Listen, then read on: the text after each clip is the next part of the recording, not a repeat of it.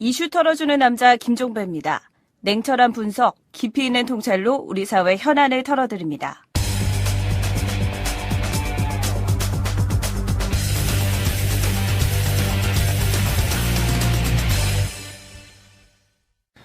이탈남 시즌2로 새롭게 문을 여는 요일별 고정 코너. 오늘은 그 첫 번째 시간으로 김종대의 돈, 권력, 군사. 이걸 편제를 했습니다. 애청자 여러분에게 익숙한 김종대 디펜스 21 플러스 편집장이 군사를 축으로 돈과 권력이 어떻게 움직이는지를 깨알같이 전해드릴 계획입니다. 자, 어서 오십시오. 네, 안녕하세요. 아예 이제 그 터줏대감으로 이제 눌러 앉으셨습니다. 저희 이탈남에. 소감이 어떠십니까? 예, 글쎄 역시 이것도 뭐 변화하는 미디어 환경이라고 보고 열심히 적응하겠습니다. 그렇지만 또 이제 김종배 우리 선생님과 저는 네. 아주 숙명적인 관계가 되어가는 게 아닌가. 보니까 학번도 같더만. 그러니까 사람들이 착각해요. 그러니까. 예, 이거, 동일 인물인 줄 이거 알고. 절대로 이 정실 캐스팅이 아닙니다. 네, 전혀 아닙니다. 예. 뭐 우리 김종대 편집장이야 뭐 이탈남이 배출한 스타 가운데 한 분이시고 워낙 또 검증이 되신 분이니까 이 코너 잘 꾸려가실 거라고 믿어 의심치 않습니다. 예, 기대에 부응하겠습니다. 네, 오늘 첫 번째 주제가 예비역 얘기를 한번 해보기로 하죠. 네. 지금 보면은 육군 참모총장 출신들이 박근혜 정부 들어서자마자 발탁이 되고 있습니다. 네. 지금 김장수 국가안보실장, 네. 그다음에 남재준 국정원장 내정자, 네. 그다음에 박흥렬 청와대 경호실장. 세 네. 명 모두 육군 참모총장 출신이죠. 그렇죠. 참여정부 시절에 육군 총장이 3명이 있는데 이 3명이 전부입니다. 그런가요? 예. 다 참여정부 때였습니까? 다 참여정부 초기 육군 총장이 남재준 현 국정원장 내정자. 예. 그 다음 번이 김장수 현재 그 안보실장 내정자. 네. 그 다음에 총장이 바로 박흥렬 경호실장. 이 3명이 예. 이 선후 관계로 해가지고 나란히 참여정부 3명밖에 없어요. 그러면 세 명은 팀워크가 상당히 좋을 수도 있겠네요. 그 근데 자체로만 놓고 보면? 예, 이제 뭐 출신들이 비슷비슷하죠. 이 중에서 남재준, 김장수 두 양반은 또 한미연합사 부사령관이라는 직함도 공유해, 선후인 관계고. 네. 그 다음에 합참 작전본부장도 선후인 관계입니다. 그렇습니다. 예. 그러니까 코스가 똑같아요. 예, 그 다음에 박흥렬 경호실장 내정자는 주로 인사 전문가입니다. 그러니까 그 육군에서 이제 육군본부에서 그 인사통으로 주로 네. 잔뼈가 굵은 사람이고 예. 결국은 육군본부에서 다 같이 성장하면서 대외부서를 유사하게 거친 네. 말하자면은 어떤 인식과 사고와 그 경로가 거의 유사한 사람들이죠. 그래요? 자, 그런데 육군 참모총장 출신들이 안보실장, 국정원장, 경호실장에 앉았다. 네. 이게 문제가 될 수 있는 겁니까? 자, 거기다 이제 국방부 장관까지, 거기도 이제 그 참여정부 때 연합사 부사령관 네, 출신. 네. 이렇게 해서 어떤 국가안전보장회의라는 조직이 있는데 이제 그 국가의 어떤 최고 안보정책을 결정하는 어떤 협의체거든요. 네. 이 중에 거의 반에 육박하는 인사가 전부 육사 출신. 예. 참모총장 출신, 연합사 부사령관 출신들로 구성이 됐습니다. 예. 그다음에 육사 25기부터 육사 28기까지 선후배 관계로 또 짜여져 있어요. 네. 이렇게 되면은 어떤 그 동질성이 너무나 뛰어나가지고 이제는 뭐 육군본부가 권력을 창출하는 줄기세포가 됐습니다. 도대체 육군 거쳐서 이제 뭐 국정원, 국방부, 청와대까지 다 점령하는 그야말로 육군 전성시대, 육군이 어떤 권력의 요람이 된 거죠. 말씀을 듣다 보니까 한편으로는 팀워크가 좋겠다라는 생각도 하지만 또 한편으로는 견제와 균형이라고 하는 데 있어서 이게 심각한 문제가 발생할 수도 있다. 자, 그죠? 이 사람들이 이제 그 육사 출신들이 주요 지기자로 임명이 되면 네. 그 부하 측근들도 다 옛날에 데리고 썼던 또 육사 출신들이 들어갑니다. 그렇죠. 이제 그 사람들은 신문에 나오지도 않는 사람들이에요. 예. 그러면 수조까지 이제 그렇게 포진이 됐을 때 이건 뭐냐면은 제가 보기에는 그 청와대는 육군본부 2중대, 국정원은 육군본부 3중대, 예. 경호실은 4중대, 예. 이런 식으로 해가지고 동일한 문화가 이렇게 형성이 되니까 네. 이런 동질화된 어떤 그 문화 속에서는 그룹 싱킹이라고 하죠. 예. 그 집단 사고의 어떤 그 가능성이 대단히 커지는 거죠. 바로 거기서 안보 문제 같은 경우는 그러니까 어찌 보면 비둘기파와 매파가 같이 공존을 하면서 서로 견제를 해주고 어느 한쪽으로 쏠려가는 것을 또 제어해 들어가는 것들이 필수적인 게 안보 분야 아닙니까? 그렇죠. 그런데 이게 지금 이 기능이 제대로 작동이 안 될 가능성이 있는 것 아닙니까? 아니, 하물며 예. 우리나라 국방부 합참도 육사 선후배들로 계단식 보직이 돼 있는 네. 말하자면 육군 패권주의 때문에 군대도 문제가 되는데 그렇죠, 그렇죠. 하물며 예. 이 국가적인 주요 지리를 다 싹쓸이했다. 아, 안보 관련 직위를. 예, 이렇게 됐다면은 이건 문제가 예. 저는 심각해진다고 봐요. 예, 지금까지 우리나라 서해에서 안보 위기가 왜 생겼느냐? 바다에 대해 잘 모르는 육군 출신들이 합참에 합참 의장부터 합동 작전 과장까지 부장, 과장, 처장을 다 육사 선후배로 네, 네. 계단식으로 되는 바람에 네. 서해에 뭔 작전이 일어나면 지휘를 못 해요. 저번에 한번 말씀해 주셨어요. 예. 예. 그것 때문에 안보 위기가 많이 악화됐어요. 예, 예. 그러면 군 내에서도 하물며 이런 육군 패권주의가 문제가 되는 것이 정보, 작전, 그다음에 인사에까지 이르기까지 네. 군령과 군정의 육군 패권주의가 문제가 되는데 네. 이걸 국가적으로 확장시켰다는 의미예요. 예. 그렇게 되면 여기에서 이 양반들은 평생 지상군 작전에 대해서 지상군 문화에 익숙해가지고 네네. 어떤 군을 바라보고 북한을 바라봤던 사람들인데 여기에서 무슨 유연성이 있습니까? 그렇죠.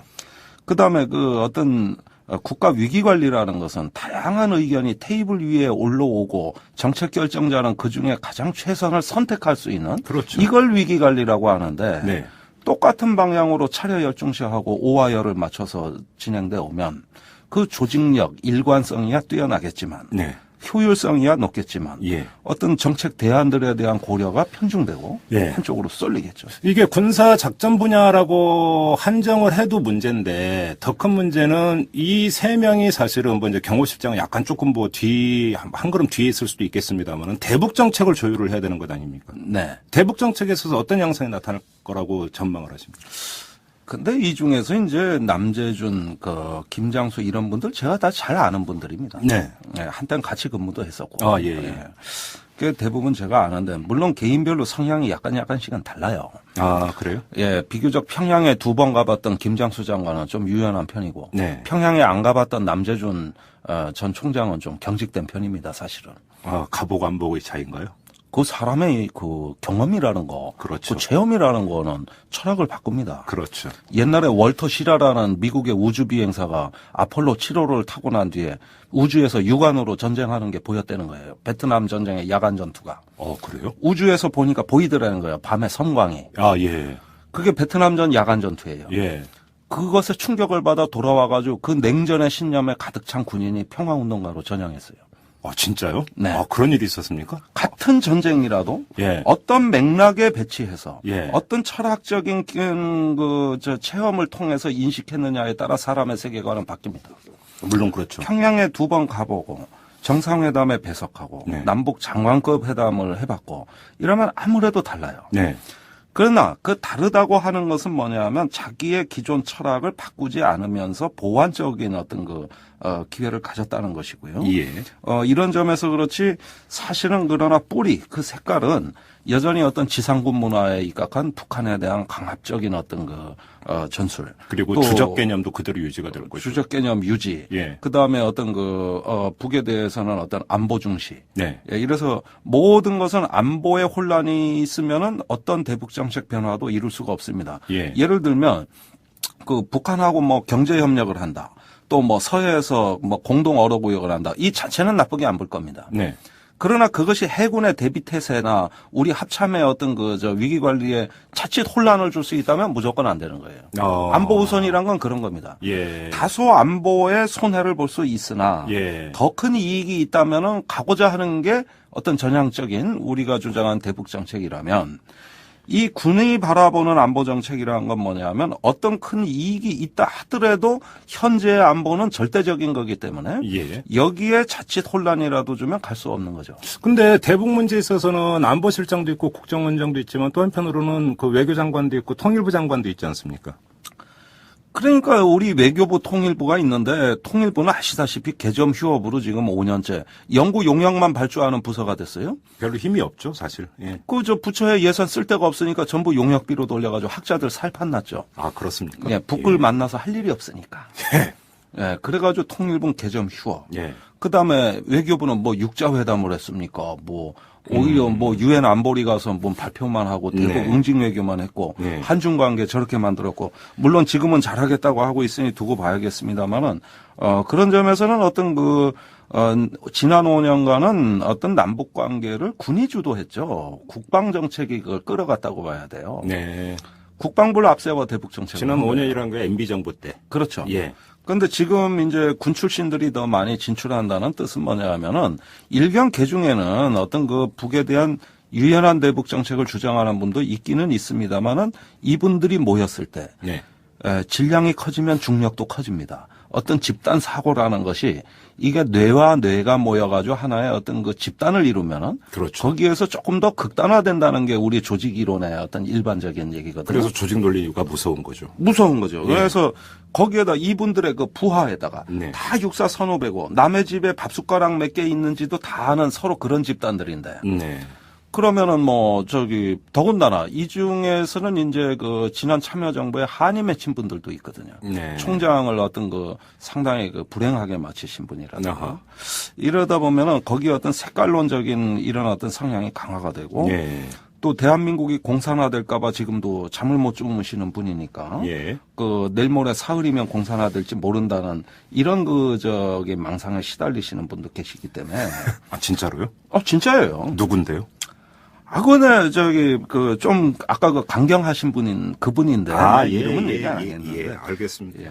자, 여기서 그렇다면 이제 박근혜 대통령의 대북 스탠스도 결국은 안보 우선이라고 하는 것들이 여기서 이제 가늠이 될 수 있는데, 네. 그 얘기는 뭐 나중에 따로 한번 짚어보도록 하고, 네.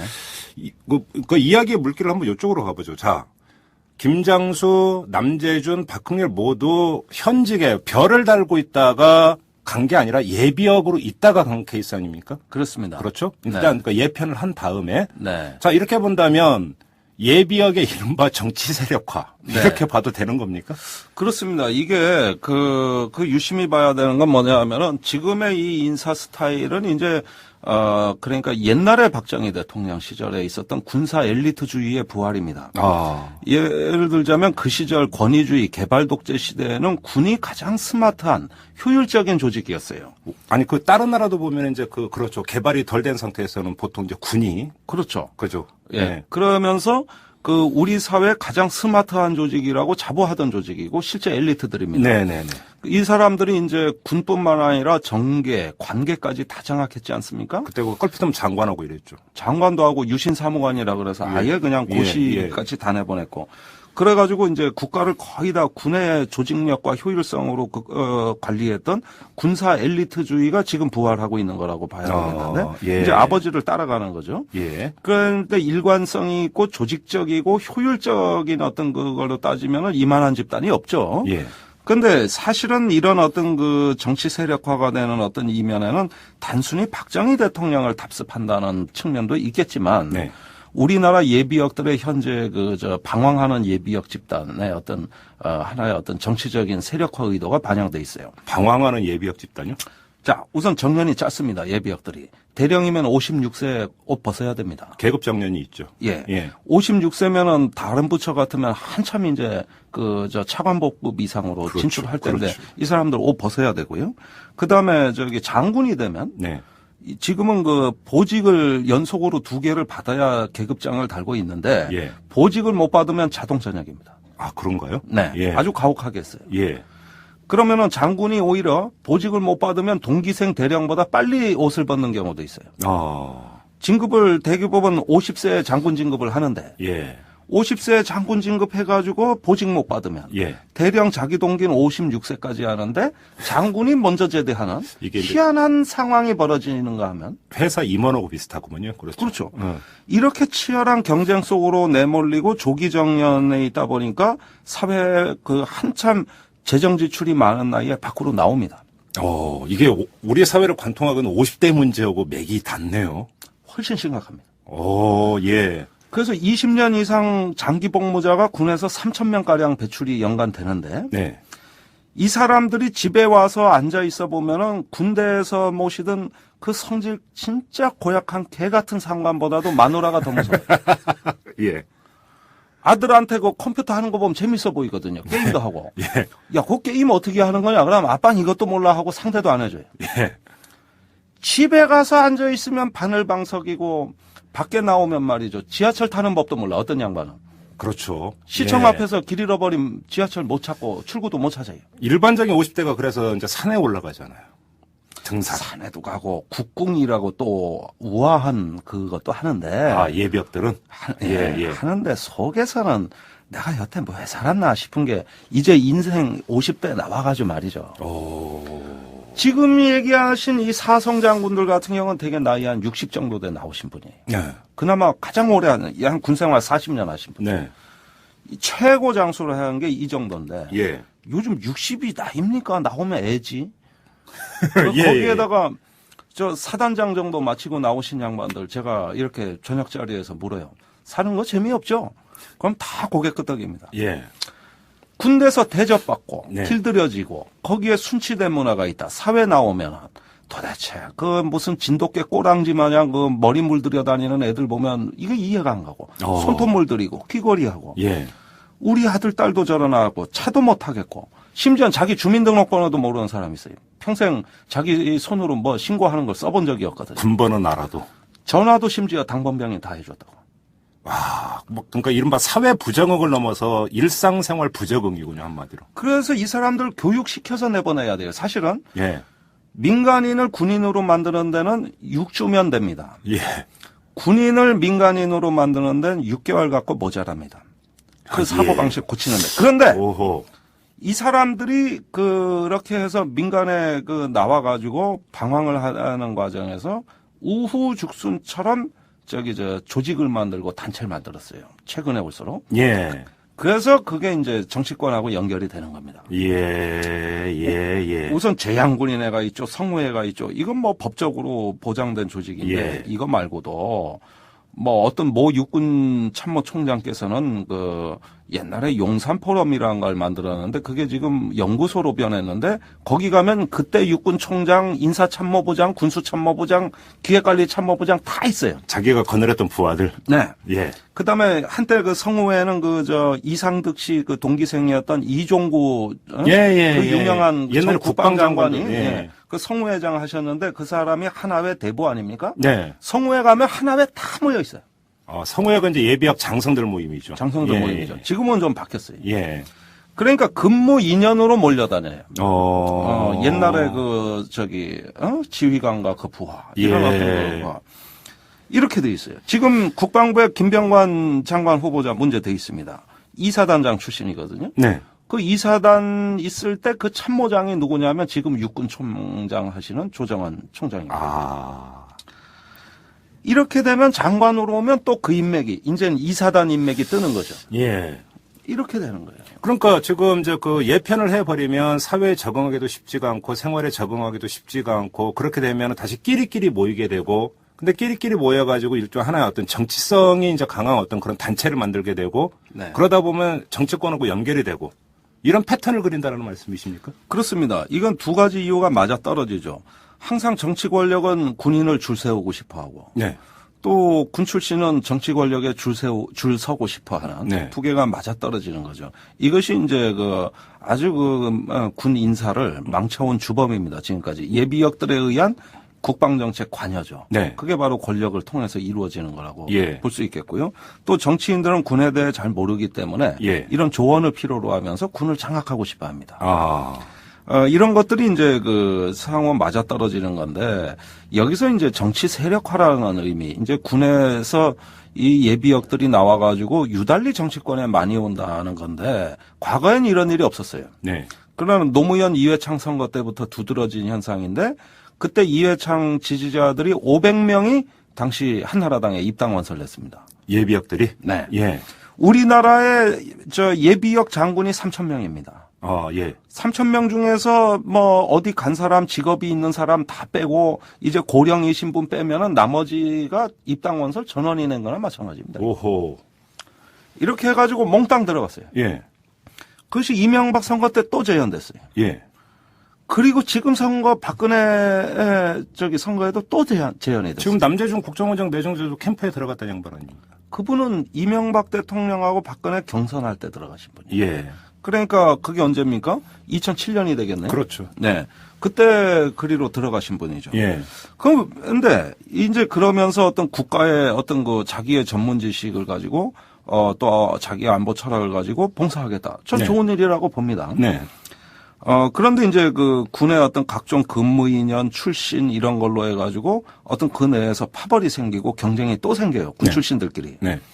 이런 과정에서 어느 그 출신이 어떤 권력에서 최종 승자가 되느냐가 향후에 이제 군사 정책에 영향을 주는 거죠. 그러면 다시 예비역들 사이에서 다시 또 이제 그 권력을 둘러싼 싸움이 벌어진다는 말씀이십니까? 싸움이 벌어지죠. 오. 육해공군 간에도 싸움이 벌어지지만 육군에도 근무 인연, 유력자 중심으로 형성된 인맥이라는 게 있거든요. 파벌이 있다는 얘기네, 결국은. 파벌이 있는 거죠. 오호. 그게 바로 우리 군내 파벌주의가 김병관 후보자 인사청문회에 지금 나오고 있는 자범의 원인입니다. 아. 무슨 얘기냐면 김병관 후보자가 이사단장 할 때, 7군 단장 할 때 겪었던 일이 지금 야당으로 엄청나게 제보가 많이 들어갔어요. 그러면 김병관 후보자를 반대하는 파벌 쪽에서 계속 정보를 흘리고 있다. 당연한 거죠. 이거는 예비역 파벌주의의 그 산물인데 현역들하고 연결돼 있어요. 아하. 그러니까 김병관 후보자가 장관이 되면 불이익을 보는 세력이 있는 겁니다. 네네네. 도대체 이사단 7군 단장 때 부대 안에 있었던 일을 어떻게 그렇게 잘합니까? 야당 의원들이. 그렇죠. 제보해줬으니 아는 거지. 기무사 말고는 알 수가 없죠. 김무사가 준 것도 아니죠. 그렇죠. 이건 현역들이 더 잘 알아요. 아하. 자, 그러면 이거, 그러니까 상당히 심각한 문제일 수도 있는 게 예비역들은 할 일이 없으니까 계속 이제 단체를 만들고 정치권과 연결이 되고 근데 또 현역에 있는 또 과거의 부하들하고 연결이 되어 버리면 네. 그러니까 군대가 결국은 정치에 그 오염이 될 수도 있는 이런 가능성이 있는 것 아닙니까? 그렇습니다. 그러니까 우리 민주사회 어떤 민주주의하에서 군대의 가장 금기시되는 게 뭐냐면 한 번 정치에 오염되면 그 피해가 너무 크다는 거예요. 그게 하나회 아닙니까, 그게. 하나회 같은 사조직이죠. 그러니까요. 예. 그런데 그렇게 어떤 그 진국과 보직을 독식하는 어떤 그 하나의 어떤 굉장히 대통령 비호 아래 성장한 사조직이 하나회라면 네. 그 뒤에도 사조직이라는 것은 많이 있는데 이거는 그런 정도의 사조직은 아니지만 예. 유력자를 중심으로 근무 인연으로 이어지는 어떤 군맥 네. 이거거든요. 그것 플러스 고등학교예요. 서울고하고 경기고는 군내에서 유명한 갈등 관계입니다. 아, 그렇습니까? 서로 못 잡아먹어 난립니다. 그래요? 예. 오. 엘리트주의. 예. 광주고 일고하고 광주고등학교? 그때 제일 유명한 광주 일고하고. 예. 그다음에 광주고가 있잖아요. 좀 그 야구는 아는데 선동열의 광주일구와 둘 다 야구 잘했죠. 그렇죠. 야구보다 더 싸워요. 아, 그래요? 경쟁. 군 안에서 또 고등학교 파벌이 있다는 거. 고등학교 파벌이.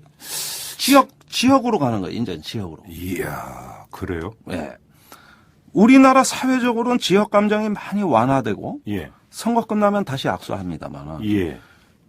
정부 그중에서도 군에서 경우에는 이 고등학교 지역 인맥은 수십 년 누적만 돼봤죠. 좀 심각하네요. 저는 그러니까 김영삼 대통령 시절에 하나회가 척결된 이후에 군내 사조직 문화라고 하는 것은 사실상 상당 부분이 근절이 된 걸로 알고 있었었는데 네. 그렇지가 않다. 물론 그것이 하나회처럼 쿠데타를 일으킬 정도로 그러니까 이른바 정치 군인화되는 사조직은 아니지만 네. 근데 예비역이 매개가 돼서 다시 정치권과 현역을 연결하는 매개가 돼버린다면 지금 군내에서 꿈틀대고 있는 뭐 학연에 따른 네. 뭐 지역에 따른 이런 사조직이라고 하는 게 다시 또 그러니까 이게 정치화될 가능성도 배제할 수 없는 거 아닙니까? 이렇게 돼버리면. 그게 참 가슴 아프지만 말이죠. 우리 군의 가장 왜곡된 어떤 운영의 네. 어떤 그 한 단면이라고 하는데 역대 정부가 다 군을 줄 세우는 과정에서 네. 어떤 그 정식 지휘 계통이 아닌 어떤 정권 실세와 그 정권의 어떤 색깔에 맞는 지역 출신, 주로 지역 후배와 연결된 별도의 사적 라인들이 가동되고 있었다는 겁니다. 아하, 예. 이게 청산이 안 된 거예요. 예. 예를 들면 예비역들이 정치권에 많이 입당 원서를 냈다고 아까 말씀드렸는데 호남 장군들은 따로 모여서 입당 원서 냅니다. 민주당에? 아니죠. 그것도 새누리당입니까? 그것 때 한나라당이었죠. 예. 이명박 대통령 지지선언 1호 한 장군 그룹들 보십시오. 아, 이제 호남 장군 30명 모여서. 그 이제 군인으로서의 어떤 그 성향에 따라서. 성향에 따라서. 그런데 또. 몰려다니는 게 또 호남은 또 따로. 따로. 그치. 그런가 하면 호남 땐 또 영남 따로. 예. 이렇게 해가지고 이 파벌주의와 근무 이념 중심으로 해가지고 절대 그 조직의 속성이 안 바뀌고 이것이 그 고착화되는 이런 것들이 현역에서 예비역으로 쭉 연결이 돼요. 자, 그러면 우리가 이제 그 뉴라이트가 이제 많이 성하면서 보수단체가 이제 많이 생기지 않았습니까? 네. 그래 보수단체 이런 데 집회를 가버리면 군복 입고 나오시는 분들이 꽤 많습니다. 네. 물론 그 군복 입은데 별다른 경우는 제가 이제 그렇게 많이 보지는 못했지만. 네. 근데 이것도 결국은 방황하고 있는 예비역과 연결이 되어 있다. 이렇게 보면 되는 겁니까? 어떻습니까? 예, 그것도 연결이 되는 겁니다. 그러니까 사회에 대한 불만이 굉장히 높다는 게 방황의 원인이에요. 어떤 불만입니까? 이런 게 있죠. 이거는 분명히 우리가 예비역들하고 토론을 해봐야 되는 건데 이런 게 있습니다. 그 자기는 20년, 30년, 심지어 40년 국가에 충성했다. 예. 군인이라는 건 목숨을 담보로 한 직업이다. 네. 목숨을 걸고 충성했다. 그렇다면 마땅히 이 사회는 나한테 네. 응분의 보상을 해줘야 되는 거다. 군인연금 있잖아요. 군인연금뿐만 아니라 200만 원이 높도. 예. 사실은 그런 연금이라는 금전적 보상보다도 제일 원하는 건 일자리입니다. 과거에 이래서 군사정권 때는 사실은 예편하고 뭐 대기업 이런 데로 갔죠. 갔죠. 그죠? 예. 지금도 일부는 갑니다. 예. 근데 그건 많이 적어졌고 대사도 많이 나갔는데 요즘은 그렇죠, 못 나가고 그렇죠. 그다음에 이제 공기업 사장 많이 가는데 요즘 별로 못 가고 있어요. 네. 그러니까 그 문이 다 닫혀버리니까. 예. 그런데 이런 특권 의식이 있죠. 나는 국가를 위해서 봉사했기 때문에 당연히 대접을 받아야 된다고 생각하는데 네. 사회 나오면은 제일 대접을 못 받아요. 우선 그 기업에도 군 출신들 영관급들이 취업하면은 그 여사무원들이 힘들어합니다. 우선 반말 찍찍하지. 그러니까 인격 무시하지. 명령이지. 예. 그다음에 저기 지하철 타는 법 가르쳐 줬는데 또 묻지. 자꾸 무언가 부적응자처럼 하니까 여직원들이 싫어해요. 예. 그런데 이렇게 해가지고 뭘 좀 불친절하게 대하면은 내가 이 군 출신인데 나를 홀대하는구나. 또 이렇게 잘 삐져요. 네. 이게 이제 저기 사회적 소통 능력의 결여로 연결이 되는 거예요. 예. 그러니까 그 방황한다는 뜻은 뭐냐면 집에 가면은 이제 마누라가 군대 그 상관보다 더 무섭죠. 네. 애들 상대 안 해주죠. 예. 어디고 사회 나가면 이상한 눈으로 자꾸 보는 것 같죠. 예. 이게 방황의 원인이 되는데 이건 뭔가 국가가 잘못되는 거다. 여기까지 생각이 미쳐서 그냥 대접받겠다는 특권의식까지는 내가 그런저런 이해하는데 그 특권의식이 바로 또 뭐 다음에 얘기하게 될 정관예우나 이런 것의 어떤 비리의 원인인데 그러다 보니까 김병관 후보자 보십시오. 사회 나와가지고 자기 몸을 막 굴렸어요.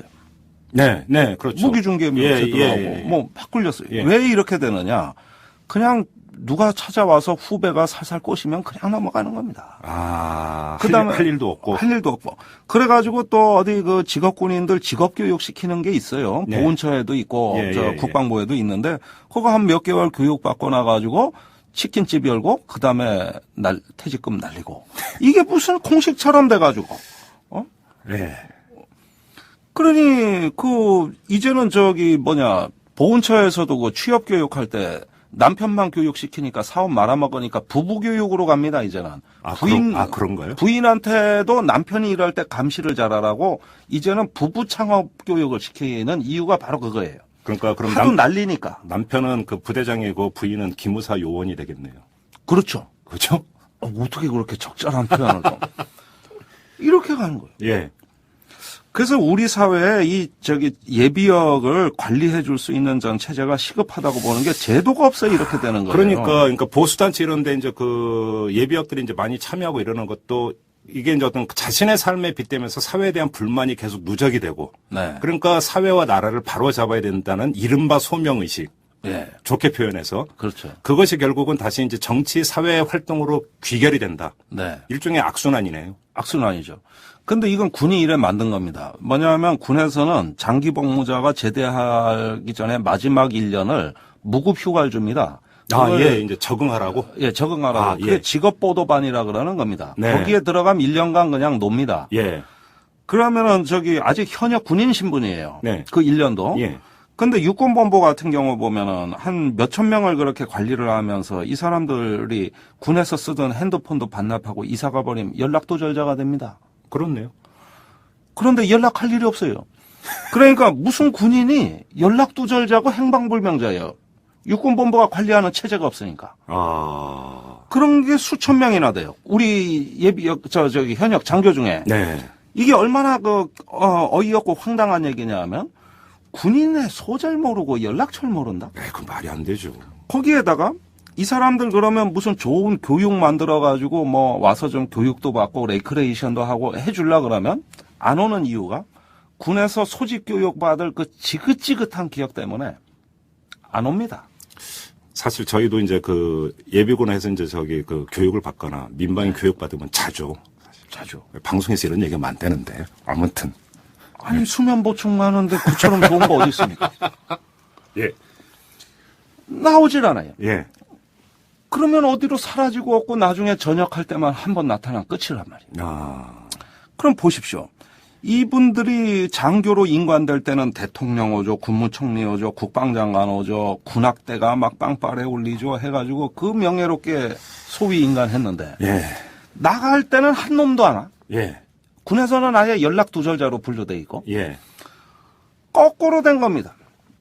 오히려 임관할 때는 조촐하게 하고 30년, 40년 근무하고 나갈 때 명예롭게 해줘야 정상적인 군대인데. 사실 그러니까 보상을 해주고 존중을 해줘야죠. 예. 그러니까 나라에 헌신한 거에 대해서는.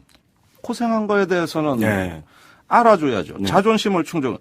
그런데 이런 식으로 군에서 방치를 해가지고 아. 빙빙 돌리고 그다음에 유력자하고 잘하는 예비역들은 그 사이에 로비를 해가지고 국방부나 어디 공기업이나 어디 정치권이나 그 정보력으로 진출한다 이겁니다.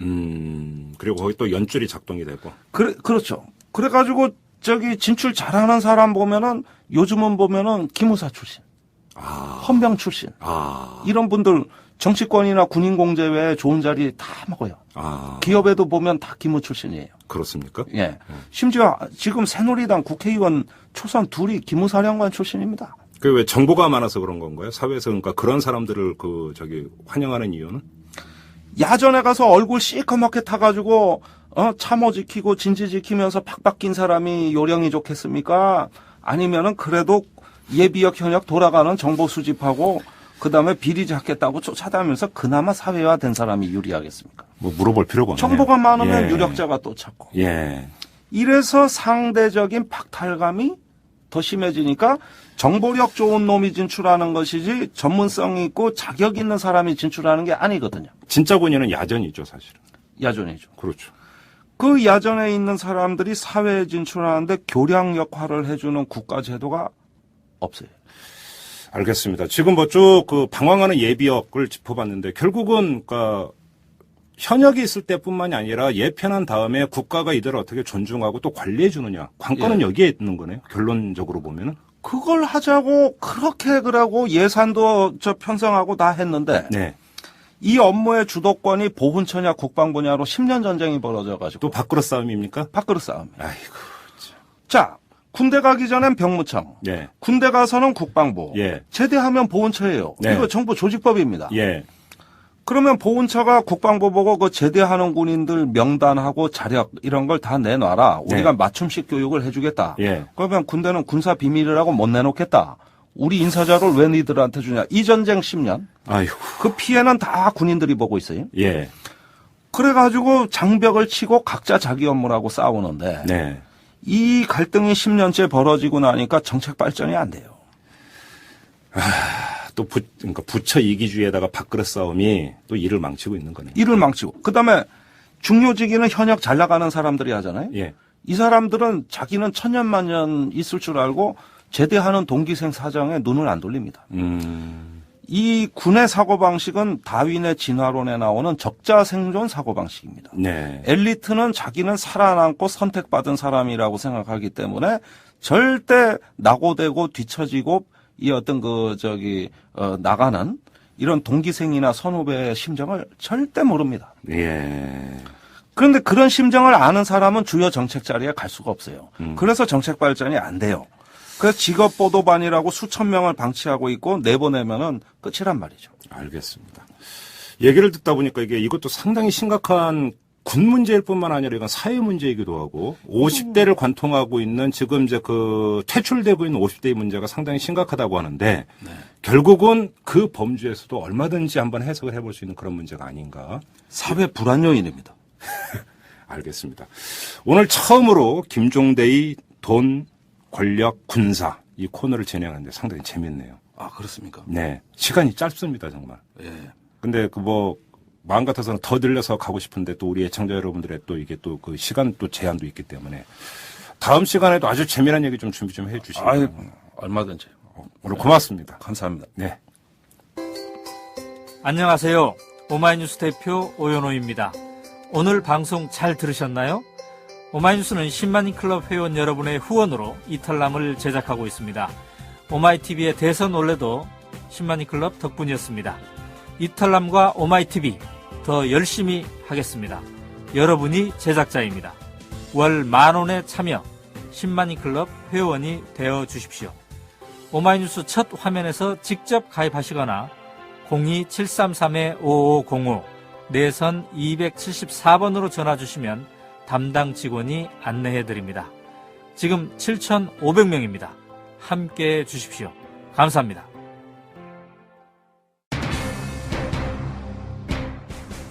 네, 이탈남 시즌2 첫 방송 이제 마무리해야 될 시간인데요. 애청자 여러분 어떻게 들으셨습니까? 근데 오늘만 가지고 평가하시기는 좀 이럴 것 같습니다. 저희는 그 전에 고지해드린 대로 매일 다른 내용으로 찾아볼 계획입니다. 뭐 오디오도 있고 그다음에 비디오도 있지 않습니까? 이번 주 한 주 애정을 갖고 한번 쭉 지켜봐 주시고 평가는 일주일 후에 내려주셨으면 합니다. 물론 그 평가는 객관적이고 냉정한 평가 기대하겠습니다. 그래야 저희도 다시 부족한 부분은 채울 수 있지 않겠습니까? 아무튼 새롭게 출발하는 이탈남 시즌2 첫날의 방송을 여기서 마무리하도록 하겠습니다. 여러분 고맙습니다.